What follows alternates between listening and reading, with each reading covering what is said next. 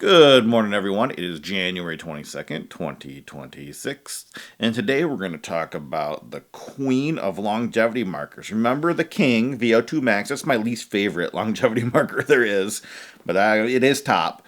But there's a second one, and that's grip strength, and that's the queen, and that is arguably my favorite marker. So if you walked into a longevity clinic and they wanted to measure your longevity risk and your mortality risk, well, they're not going to have you go under a bench press bar. That would be ridiculous and dangerous. They're not going to test your run rep max on that.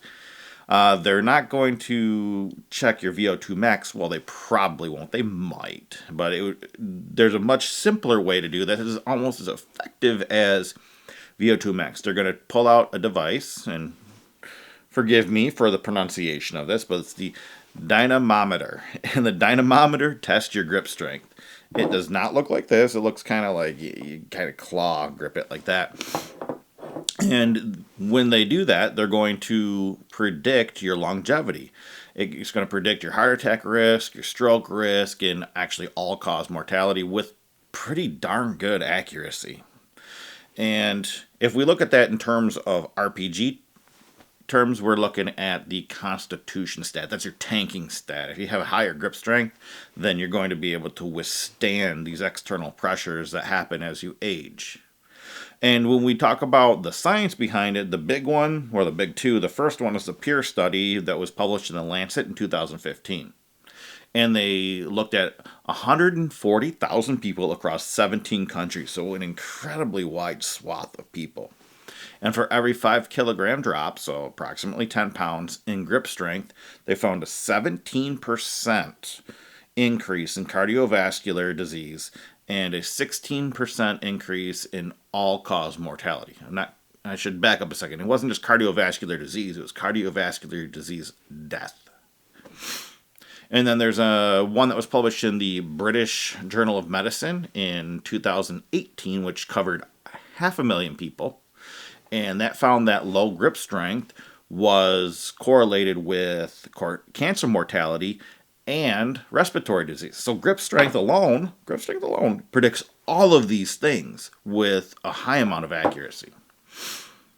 And why does it do that?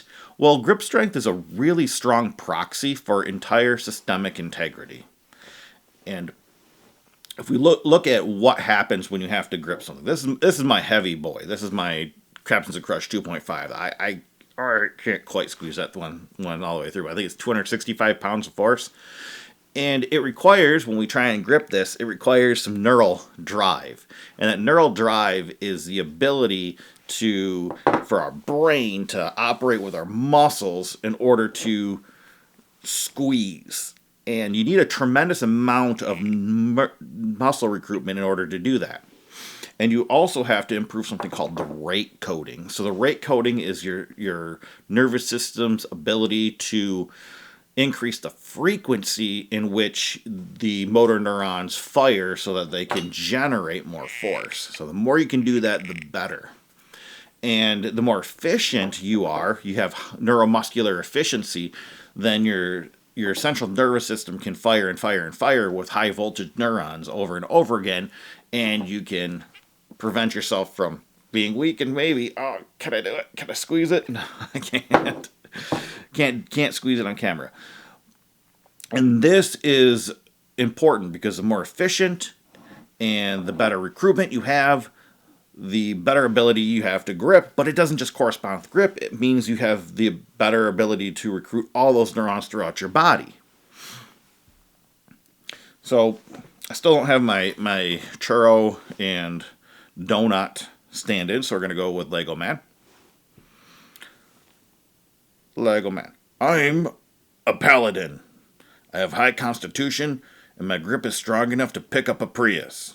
All right, thanks, Lego Man. I don't know why Lego Man wants it down on Priuses. They're good cars. And what we're talking about is that as we age, we have this gerontological principle called use it or lose it.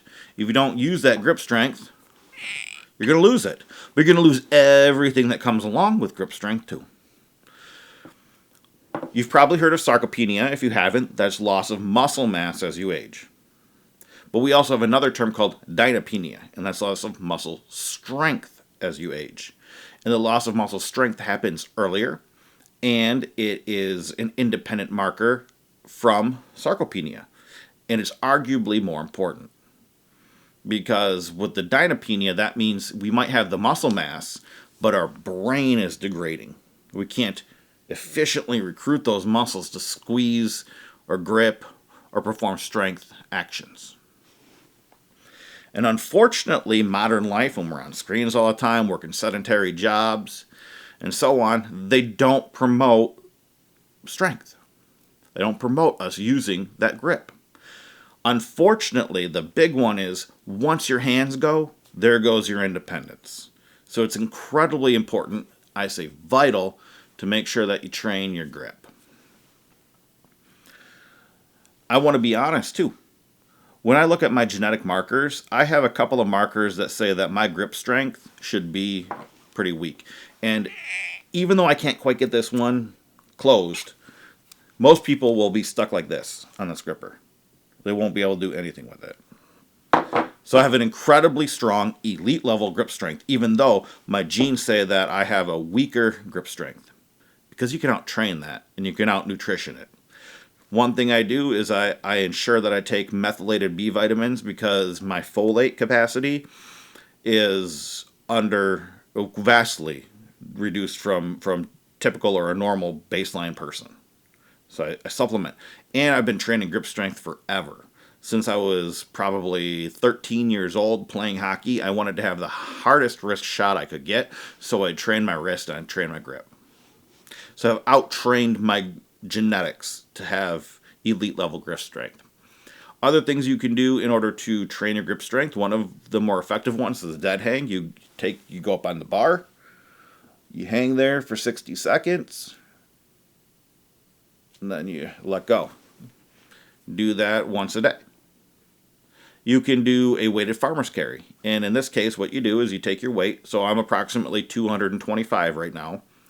I divide it in half, which is approximately 110. And the reason I'm using these approximate numbers is because dumbbells have usually go in 5-pound increments. So then I'm about 110. So I'm going to pick up both the 55-pound dumbbells and walk with one in each hand, just hanging on the side of my legs. Do that for about 40 yards. Take a break, do it again, break, do it again. So that's your farmer's carry.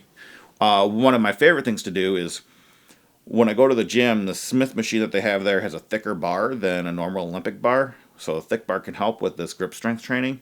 And I load it up with some plates, and I'll lift it up with like a rack pull, and I'll hold it in my hands for 30 to 50 seconds. And then I'll release, and I'll do that 3 times. And then another one is, of course, practicing with our... oh, come on. Oh, I would love it if I got this on camera. But we can practice with our grip trainers in order to train our grip as well. So in closing, if you know any other ways that are effective at training your grip, please drop them in the comments below. And until next time, have a good day.